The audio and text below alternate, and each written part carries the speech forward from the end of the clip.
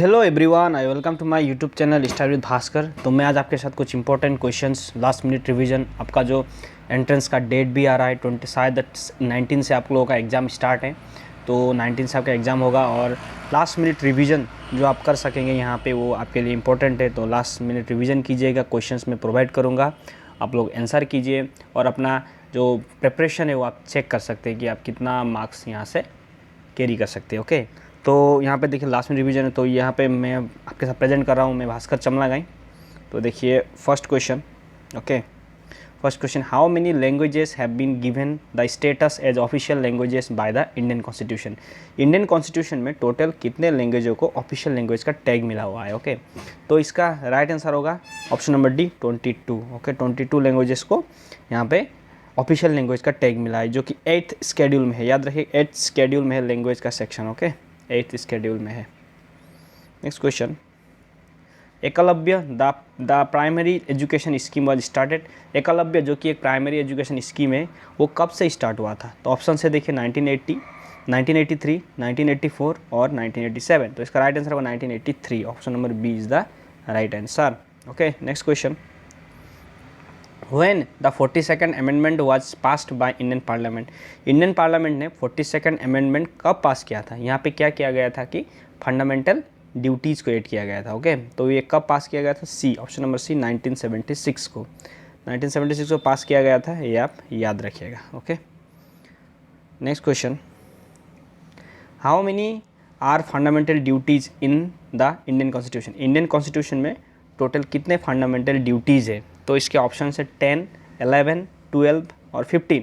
Fundamental duties जो कि हमारे इंडियन कॉन्स्टिट्यूशन के 51A में मौजूद है। ओके, 51A जो हमारे आर्टिकल है वहाँ पे मौजूद है। ओके, तो इसमें टोटल कितने हैं फंडामेंटल ड्यूटीज़? टोटल जब स्टार्ट किया गया सबसे पहले ऐड किया गया था, फंडामेंटल ड्यूटीज़ लाया गया था कहाँ से? USSR से। ओके, USSR जो कि अभी का रशिया है, वहाँ से लिया गया था। याद रखिएगा, रशिया से लिया गया था। और जो टोटल 8 कितने किए गए थे? तो जब ये कॉन्स्टिट्यूशन अमेंडमेंट करके जो सोरेन सिंह कमेटी था, उन्होंने रेकमेंड किया था, Soren Singh committee. Okay, Soren Singh committee ने रेकमेंड दिया था कि फंडामेंटल ड्यूटीज़ को ऐड करना चाहिए। तो सबसे पहले कितने थे? 10 थे। ओके, जो कि 10 फंडामेंटल ड्यूटीज़ थे। लास्ट में 86th अमेंडमेंट एक्ट से और एक जोड़ा गया। ओके, 86th अमेंडमेंट एक्ट से और एक जोड़ा गया, तो कितना हुआ? टोटल 11 है। ओके, याद रखें 11 है। तो इसका राइट आंसर होगा 11। Okay, 11 fundamental duties are there. तो option B is the right answer. Next question, from which country directive principles have been borrowed.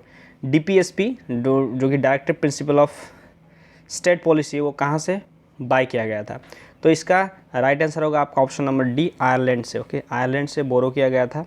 और इसमें जो आर्टिकल है आपका 36 to 51 तक DPSP पे आ जाता है। ओके, DPSP ये भी आप याद रखिएगा। और आर्टिकल 40 एक याद रखिएगा। आर्टिकल 40 क्या है कि यहाँ पे जो विलेज पंचायत कंस्ट्रक्ट करने के लिए बोला गया था, village panchayat. Okay, village panchayat जो कि आर्टिकल 40 में कंस्ट्रक्ट किया गया था, ये भी आप याद रखिएगा, very much important. Okay, next question, what is the purpose of directive principle. Directive principle का कि पर्पज़ क्या है? ओके, इसका जो मेन पर्पज़ क्या है? To establish socialism, to establish state, to establish classes society, to establish individual. तो इसमें राइट आंसर होगा option number A, to establish socialism. जो देश में जो इक्वलिटी हो, सब सोशली सबको बेनिफिट मिले, जितने भी गवर्नमेंट स्कीम है, ये सारा जो DPSP का क्या है? बेनिफिट है। और ये कहाँ से लाया गया था? आयरलैंड से। ये भी आप याद है, Ireland. Next question, which article relate to DPSP directive principle in Indian constitution. तो इसका राइट आंसर मैंने ऑलरेडी आप लोग को बता चुका हूँ कि option number A 36 to 51। Next question, by which amendment of the constitution the right to property was abolished. Right to property जो एक फंडामेंटल राइट था, उसको एबोलिश किया गया था। कौन से? आपका अमेंडमेंट से, 42nd amendment, 44th amendment, 52nd amendment या 48th अमेंडमेंट। इसका राइट आंसर होगा 44th amendment. Okay, 44th amendment से राइट टू प्रॉपर्टी को जस्ट लीगल राइट कर दिया गया है। ओके, लीगल राइट 300A में। ओके, 300A में अभी लीगल राइट कर दिया गया है। Next question, which of the following is not a fossil fuel. इनमें से कौन सा फॉसिल फ्यूल नहीं है? ऑप्शंस देखिए, coal, petroleum, lignite, firework. Fossil fuel क्या होता है? जो हम जो हमारा जो भूतल है, भूतल से हम एक्सट्रैक्ट करते हैं, जो कि हम लैंड के नीचे से एक्सट्रैक्ट करते हैं, उसको फॉसिल फ्यूल कहा जाता है। इसमें फॉसिल फ्यूल कौन सा नहीं है? Firewood is not a fossil fuel. बाकी कोल, पेट्रोलियम, लिग्नाइट क्या है? फॉसिल फ्यूल है। और कोल जो कि ABLP याद रखिएगा, ABLP जो कि एंथ्रासाइट, बिटुमिनस, लिग्नाइट, पीट। और जो एंथ्रासाइट है सबसे अच्छा है, एंथ्रासाइट इज़ द बेस्ट कोल, और जो पीट है सबसे ख़राब है, ये भी आप याद रखिएगा, पीट इज़ द वर्स्ट कोल, ये भी आप याद रखिएगा। और कोल हमारे इंडिया में जो झाझरिया माइन है, ये सब आप याद रखें। माकुम में मिलता है सबसे ज़्यादा, माकुम। उसके बाद झाझरिया माइन, माकुम जो आसाम में यहाँ मिलता है, झाझरिया माइन, ये सारे जगह पर कोल मिलता है, ये सब जगह पर कोल सबसे ज़्यादा है। Okay, next question.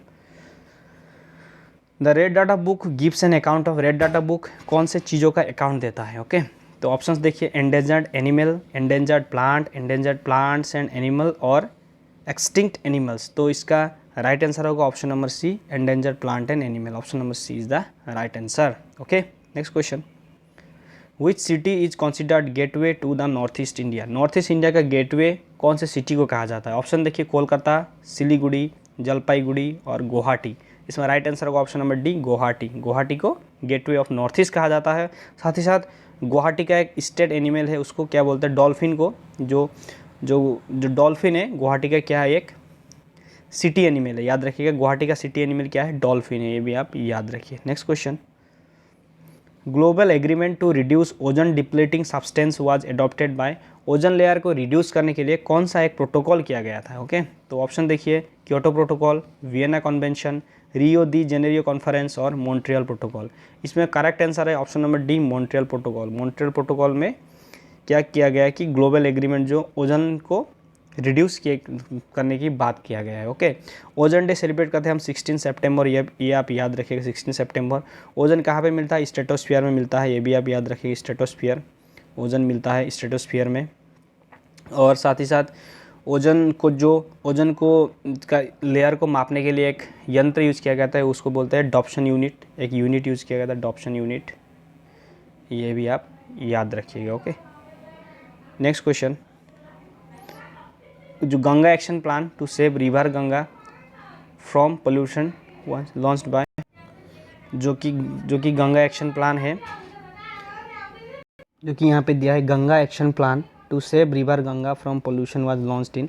Ganga action plan कब लॉन्च किया गया है? ओके, तो इसका राइट आंसर होगा ऑप्शन नंबर बी, 1985 को लॉन्च किया गया था। ओके, 1985 को लॉन्च किया गया था, तो उसमें जो गंगा की सफाई की बात किया गया था। Next question. Rickets a disease of children in which bones become soft and disordered and caused by lack of vitamin. जो रिकेट्स एक डिजीज है जो कि बच्चों के ऊपर, जो बून के ऊपर होता है। ओके, बून में होता है, ये कौन से विटामिन के जो अभाव में होता है? ओके, ऑप्शन देखिए, ए, बी, सी, डी। तो इसमें राइट आंसर होगा आप option number D vitamin. Okay, D vitamin, जो कि डी विटामिन को क्या कहा जाता है? जो कैल्सीफेरोल कहा जाता है। ओके, कैल्सीफेरोल याद रखिएगा, option number D is the right answer. Next question. What is the literacy rate in Assam? Total Assam का लिटरेसी रेट कितना है? तो इसका राइट आंसर होगा option number C, 73.18% according to 2011 census. याद रखिएगा, 2011 सेंसस में इतना है। Okay, next question. Where is the Kanha national park located? Kanha national park कहाँ पे लोकेटेड है?